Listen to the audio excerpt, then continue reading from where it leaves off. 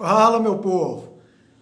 Bom, o tema de hoje, ele realmente é impressionante, né? Nós vamos falar aqui de Ruanda, né? Que, na minha opinião, foi um evento, né? Uma guerra civil que só perde para o Holocausto e para a Segunda Guerra Mundial, né? Bate, inclusive, nossa última aula aí, nosso último vídeo sobre a Iugoslávia, né? Vocês vão ver os números aí que realmente são impressionantes. Vai ter indicação de filmes, vai ter uma edição muito legal aí, para que todo mundo entenda o que aconteceu, né, nesse pobre país africano. Que ódio foi esse, né? Realmente uma coisa, são números impressionantes, como eu falei antes aí, só perdendo para o Holocausto em termos de genocídio, né? Então, Ruanda é um país que fica ali no centro da África, faz divisa ali com o Burundi, com a Tanzânia, com a República Democrática do Congo, antigo Zaire, e é um país hoje com 12 milhões de habitantes, a capital Kigali, e que traz uma história aí horrível, uma história macabra realmente, apesar de hoje, graças a Deus, né, ou a Alá, ou a qualquer divindade, que dependendo aí da escolha de cada um, né, hoje, graças a Deus, é um país que trilha um caminho de um amadurecimento, de um crescimento econômico, diminuição do analfabetismo, mas a história realmente é sinistra. E esse primeiro vídeo, eu vou contar as causas, né, do conflito, que servem para vários outros conflitos africanos, né? Ruanda, ela não está isolada nisso aí, não. O que aconteceu em Ruanda aconteceu em vários outros países, guerras civis, desentendimentos causados, né, pelos próprios europeus. Então nós vamos discutir Ruanda aqui nesse primeiro vídeo, mas serve para outros conflitos.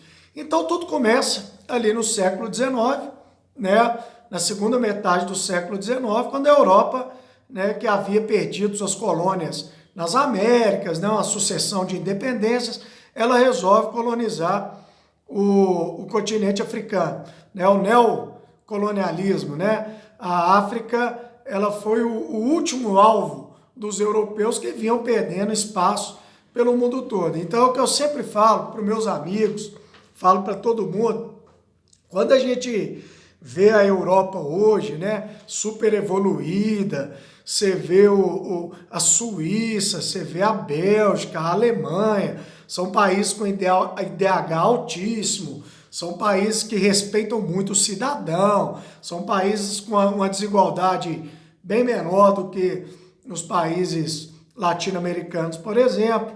Mas, meu parceiro, para a Europa chegar no que ela tem hoje, ela provocou desgraças pelo mundo afora, né? Colonizou muita gente, causou muita guerra, explorou, tomou riquezas. A Suíça ainda hoje é um paraíso fiscal. A Alemanha causou guerras aí, né? Como a Segunda Guerra Mundial, o Holocausto.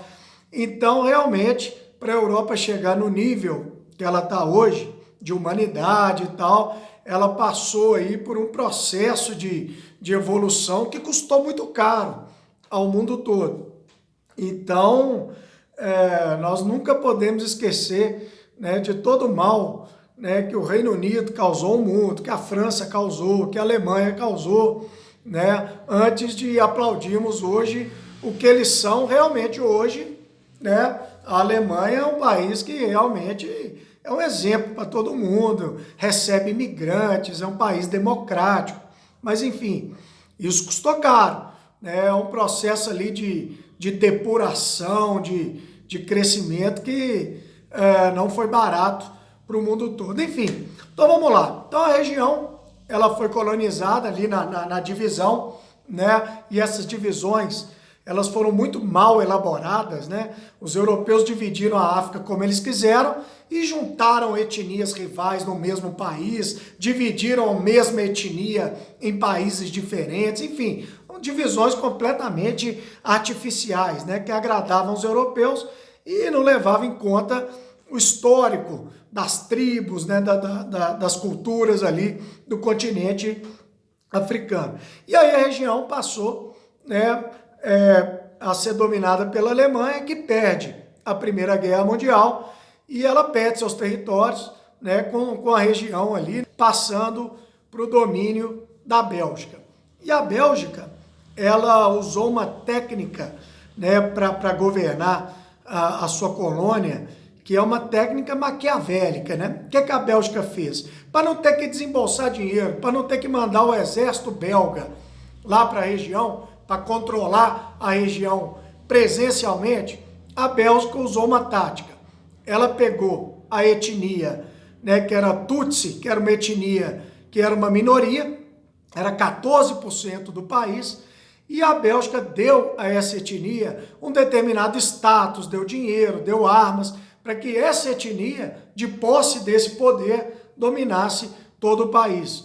Principalmente a outra etnia, que eram os Hutus, que representavam 80%, 84% do país. E por que a Bélgica escolheu uma minoria ao invés de escolher a maioria? Porque é muito mais fácil você agradar menos pessoas, né, uma minoria, do que você tentar agradar todo mundo.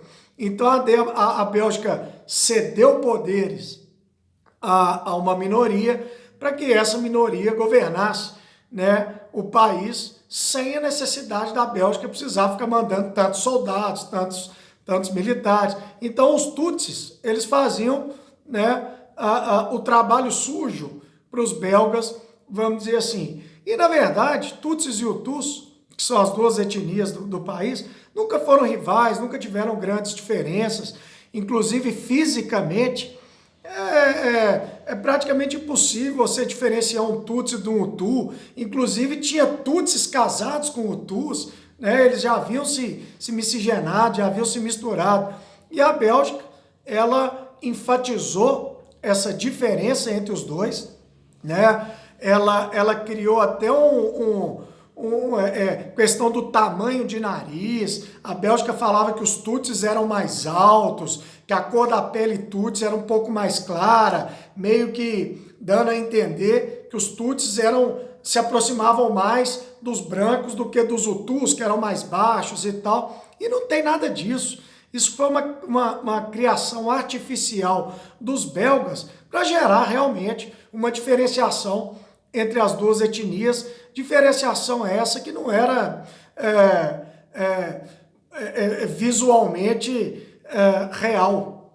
E aí, cada habitante era obrigado a andar com um documento de identidade, onde vinha ali se ele era Tutsi e ele era Hutu, algo que só era possível de saber de acordo com a sua família, né? Então, se você vinha de uma família Tutsi, você era Tutsi. Se você vinha de uma família Hutu, você era Hutu, algo muito parecido com os judeus, né?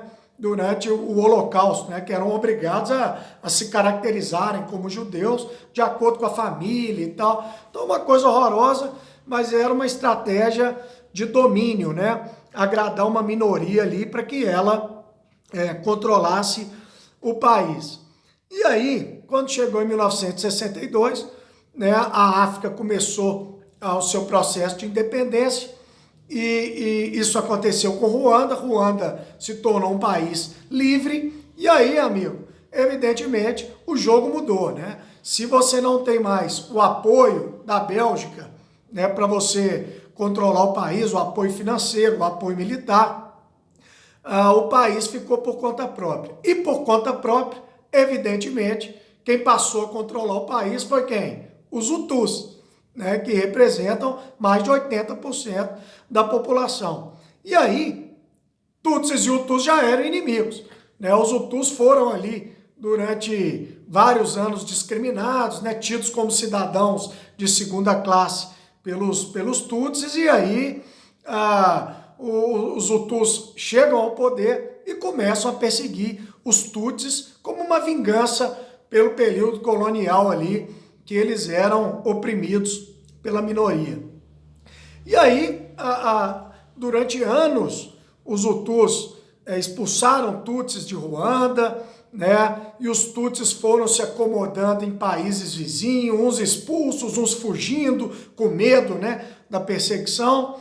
E aí, na década de 90, os Tutsis, fora de Ruanda, principalmente Uganda, eles, com o apoio de países vizinhos, criaram um exército, Frente Patriótica. E esse exército, ele entrou em choque com o governo de Ruanda, né, era uma milícia, né, internacional, para que os Tutsis voltassem ao poder no país.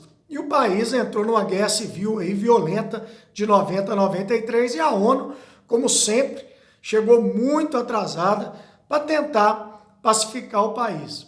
E aí no próximo vídeo, vocês vão ver que a coisa saiu completamente do controle e esses ódios étnicos realmente explodiram de uma forma que eu nunca vi em outra guerra. Nós vamos discutir aí logo logo. Demorou? Então o próximo vídeo vai vir na sequência. Abraço do Clebinho.